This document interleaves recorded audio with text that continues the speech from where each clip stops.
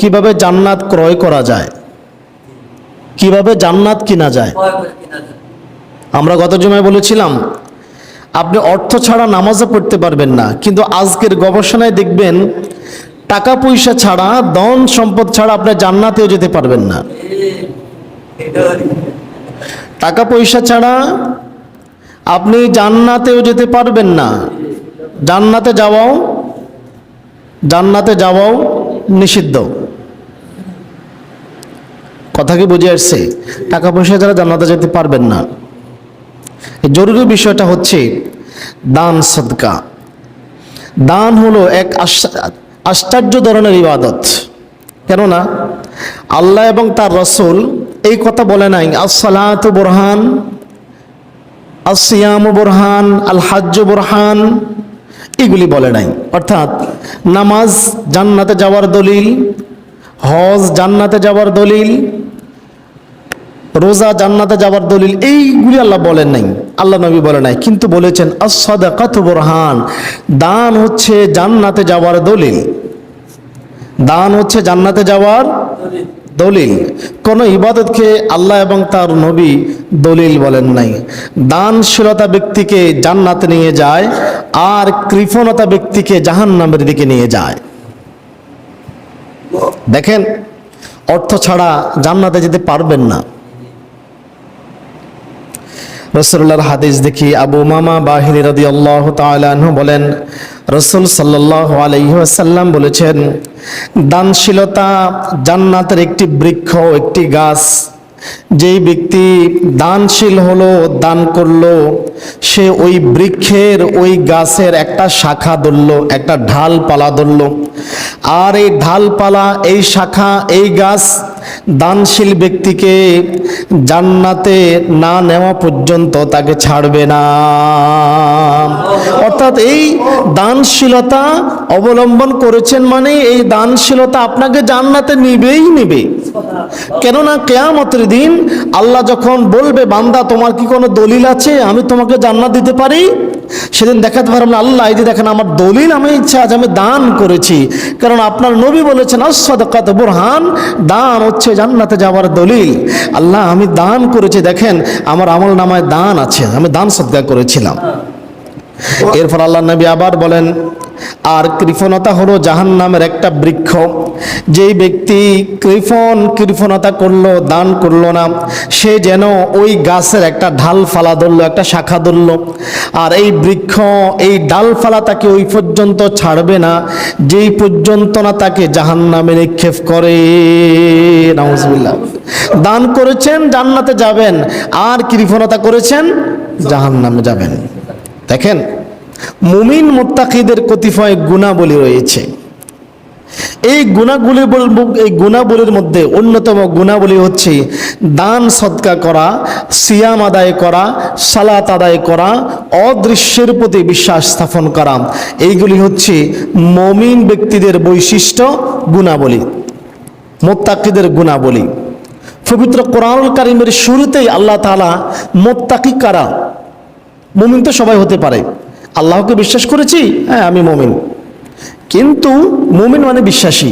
মুত্তাকি মানে ফরেজগার। কারা ফরেজগার তার পরিচয় দিতে গিয়ে আল্লাহ তাআলা কোরআনুল কারীমের শুরুতেই বলতেছেন আলিফ লাম মিম।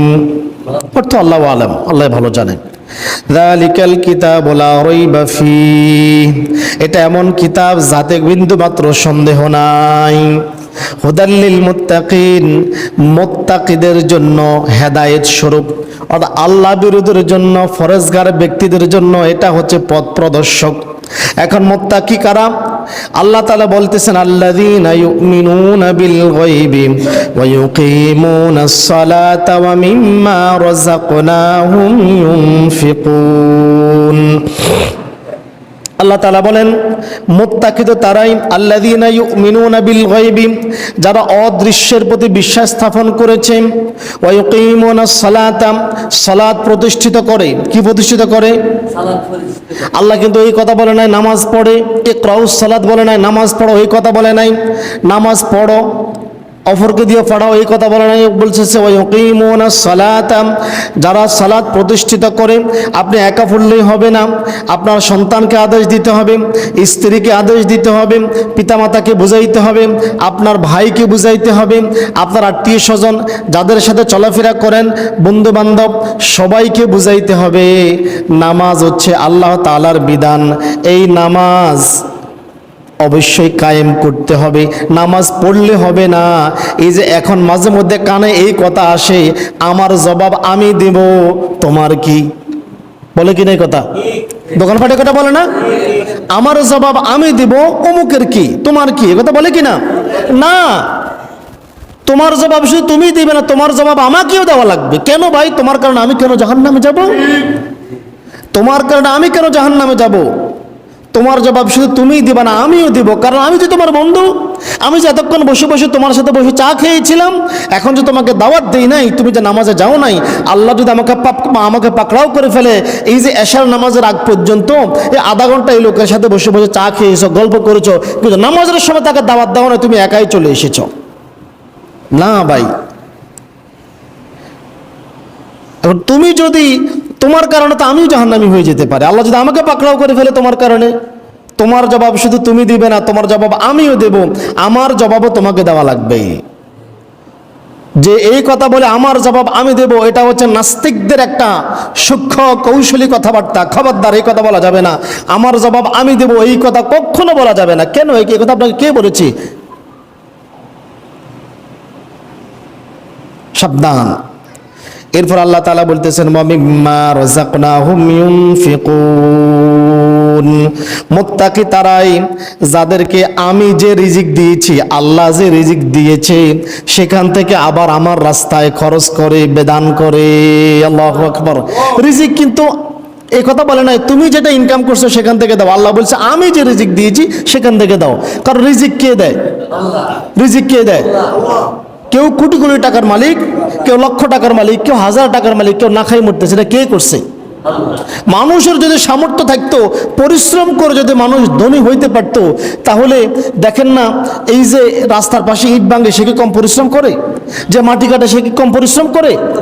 অথচ কিছু লোক অফিসে বসে বসে এসির নিচে বাতাস খাচ্ছে আর কিছু ফাইল দেখতেছে, স্বাক্ষর করতেছে, তার মাসে বেতন কয়েক কোটি টাকা। তাহলে রিজিক কে দিয়েছে? আল্লাহ বলতেছে আমি যেটা দিয়েছি সেখান থেকে দান করো। দান করা মুত্তাকিদের বৈশিষ্ট্য। দানের সাথে রোজার, সিয়ামের সম্পর্ক হচ্ছে এই মুত্তাকি হওয়ার দিক থেকে। দানকারী, সিয়াম আদায়কারী উভয় মুত্তাকি। কেন? আল্লাহ তাআলা উন্নতরে বলেছেন ইয়া আইয়ুহাল্লাযীনা আমানু, হে ঈমানদারগণ, কুতিবা আলাইকুমুস সিয়াম, তোমাদের উপরে রোজাকে লিপিবদ্ধ করা হয়েছে, ফরজ করা হয়েছে। কামা কুতিবা আলাল্লাযীনা মিন ক্বাবলিকুম, যেমনি করে ফরজ করা হয়েছিল তোমাদের পূর্ববর্তীদের উপর। এখন কেন ফরজ করে দিয়েছি? লাআল্লাকুম তাত্তাকুন, যাতে করে তোমরা মুত্তাকি হতে পারো। কথা কি বোঝা আসছে? যাতে করে তোমরা মুত্তাকি হতে পারো। তাহলে বোঝা গেল সালাত আদায়কারী, দানকারী, সিয়াম আদায়কারী এই সমস্ত ব্যক্তিগুলি হচ্ছে মুত্তাকি।